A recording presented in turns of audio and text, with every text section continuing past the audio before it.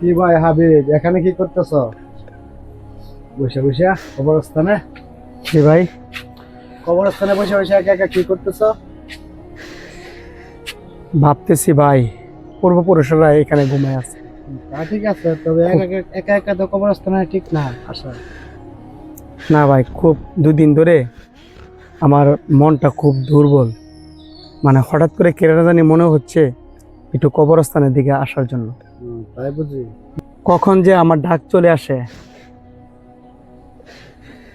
তাই ভাবতেছি যে এখানে কখন আমি চলে আসব, কারণ আমরা তো কেউ স্থায়ী না ভাই। এত টেনশন করো না, কারণ জন্ম যখন নিয়েছি তো সবাই তো আমাদের চলে যেতে হবে।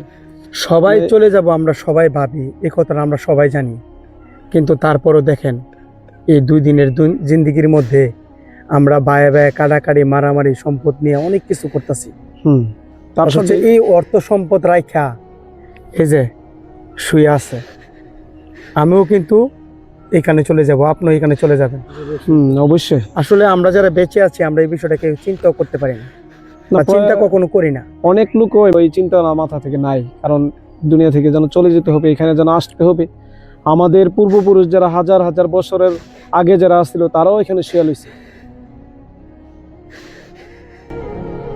আসলে ভাই দেখেন, আমাদের পশ্চিম পাড়া বায়ে বায়ে দ্বন্দ্ব, পূব পাড়া বায়ে বায়ে দ্বন্দ্ব, বাড়ি বাড়ি দ্বন্দ্ব, বাপে যাওয়া দাদার রেখে যাওয়া সম্পদ লেয়া এই আদার জায়গা নিয়ে ঝগড়া বিবাদ করে। অথচ কেউ চিন্তা করে না আপন ভাইয়ের পেটে ভাই তার সাথে ঝগড়া করে। অথচ এই কবরে 2 দিন পরে কিন্তু চলে আসতো। এখানে কতগুলি কবর, আমার মনে হয় এই বছরের ভিতরে অনেকটি নতুন কবর।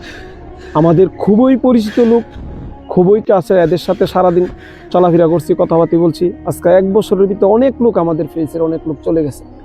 আসলে মানে এটি ভাবতেছি ভাই, এটি ভাবতেছি আমরা আসলে কি করতেছি, চলে আসে। আমরা এখন কি করতেছি, কোথায় কি করতেছি, আমরা কতটুকু ওই পারের কাজ করতেছি, কতটুকু দুনিয়া নিয়ে ব্যস্ত আছি, আসলে আমরা চিন্তাই করতে পারতেছি না। তবে তুমি যে চিন্তা করতেছ, এই চিন্তা আসলে সবার মাথার মধ্যে আসে না। তোমার কাছে এগুলি শিক্ষণীয় ব্যাপার, মানুষের মাঝে তুলে ধরতে পারে। চলেন ভাই, নামাজের টাইম হয়েছে, নামাজ পড়তে হইব। আসো, আমি নামাজ পড়ুন।